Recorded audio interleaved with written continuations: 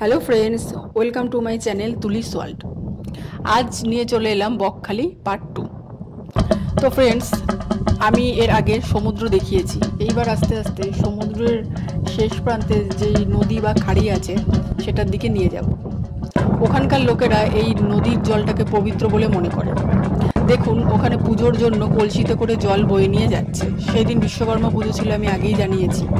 তো পুজোর জন্য ব্রাহ্মণ ঢাক বাজিয়ে কলসিতে করে জল নিয়ে যাচ্ছে। এবার আমরা সমুদ্র থেকে হাঁটতে হাঁটতে, বেশ অনেকটা হাঁটতে হাঁটতে চলে আসলাম নদী বা খাড়ির দিকে। এইবার আস্তে আস্তে নদীটা পেরোলেই আমরা বাইক স্ট্যান্ডের দিকে যাব।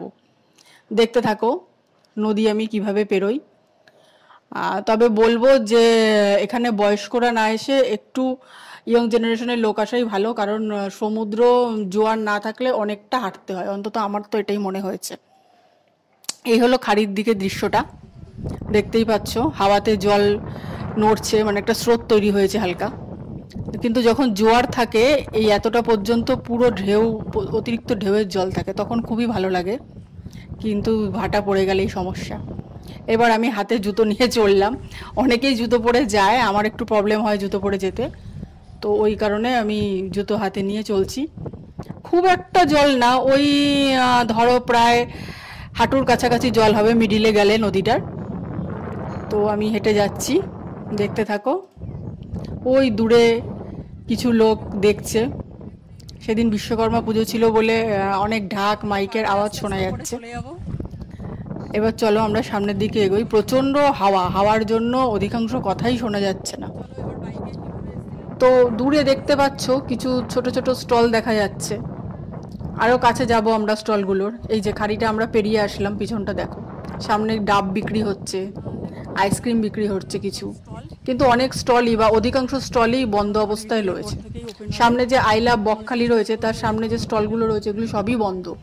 এরা প্রত্যেকেই সন্ধ্যার বেলায় খুলবে, তখন সি বিচের পরিবেশই এক অভূতপূর্ব রূপ নেবে, অসাধারণ দেখাবে। সব জায়গায় লাইট জ্বলবে, এক অদ্ভুত পরিস্থিতি তৈরি হবে।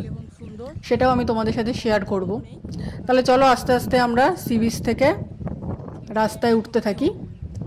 চলে আসো। সি বিচ থেকে রাস্তায় উঠেই সি বিচের একদম মুখেই এখানে একটা সতর্কবার্তা দেওয়া রয়েছে যে ভাটার সময় চর জেগে ওঠে, ওই চরটি খুব বিপজ্জনক, এমনকি মৃত্যু হতে পারে। আমি হোটেলের লোকের মুখে শুনলাম কয়েকদিন আগেও নাকি দুজন মানুষ এই ভাটায় মারা গেছে। তো শুনে আমার বেশ ভয়ই লাগলো, মানে এখানে চোরাবালির প্রকট খুব বেশি নাকি। তো এই সতর্কবার্তার পিছনেই মন্দির রয়েছে, গঙ্গা মাতার মন্দির। গঙ্গা মাতা তো মিডিলে দেখতে পাচ্ছি, বাট দুপাশে এনারা কারা আমি ঠিক জানি না, তোমরা কমেন্টে অবশ্যই আমাকে জানিও।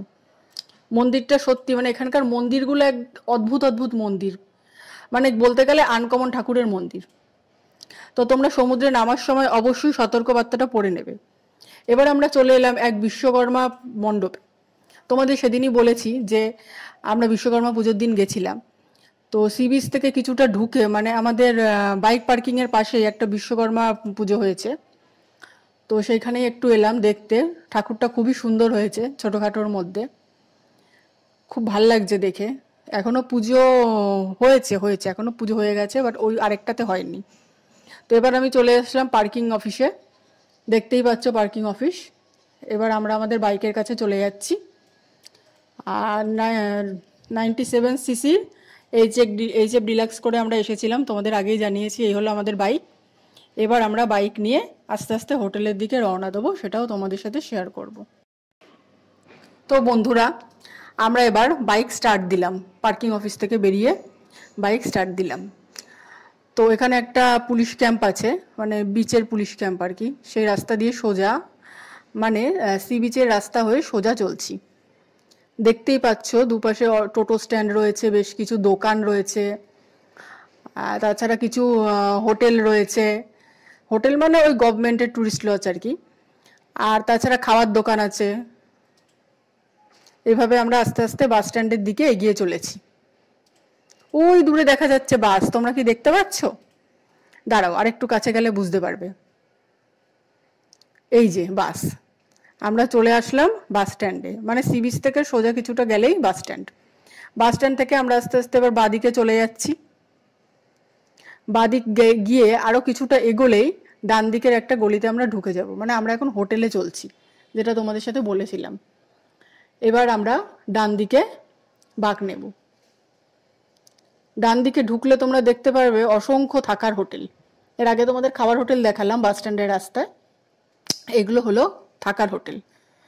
দুপাশ থেকে অনেক থাকার হোটেল, পাশে বাদিকে নিউ সাগরিকা, আরও প্রতিমা, আরতি, এই সমস্ত আমন্ত্রণ হোটেল ফোটেল আরও অনেক কিছু আছে। আমাদের হোটেলের নাম জীবনসাথী। এবার সেই দিকেই তোমাদের নিয়ে যাচ্ছি। হোটেলটা একটু পিছনের দিকে, কিন্তু হোটেলের লোকেদের ব্যবহার অমায়িক, একবার আসলে তোমাদের বারবার আসতে ইচ্ছা করবে। এবার চলছি আমরা জীবনসাথীর দিকে। সামনেই তোমরা দেখতে পাবে পোস্টার জীবনসাথীর। দেখেছো, চতুর্দিক সবুজে ঘেরা, অসাধারণ পরিবেশ। আমরা এরকম সবুজে সবুজ জিনিস খুব কমই চোখে দেখতে পাই। এই চলে এলাম জীবনসাথী। এবার বাদিকে গিয়ে সেকেন্ড বাড়িটা, এই ফার্স্ট বাড়ি ক্রস করলাম, সেকেন্ড বাড়ি দেখতেই পাচ্ছ। আমরা এবার বাইকটা পার্ক করব। এই বাইক স্টপ হলো। এটা হলো হোটেলের পার্কিং এরিয়া। আমি এর পরেও তোমাদেরকে পার্কিং এরিয়াটা বিশদভাবে দেখিয়ে দেবো। এটা হালকা করে দেখালাম। হোটেলের ওপরে কনস্ট্রাকশন চলছে। তো এই হলো আমাদের হোটেল।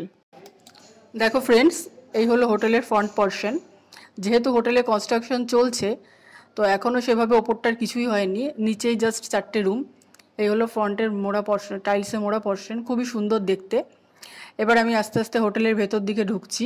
এই হলো হোটেলের করিডোর, ডান দিকে রিসেপশন। সবই আমি বিস্তারিত এর পরে তোমাদের সাথে শেয়ার করব। দেখতে থাকো, পাশে থাকো, সাথে থাকো। আবার নিয়ে আসবো পার্ট 3।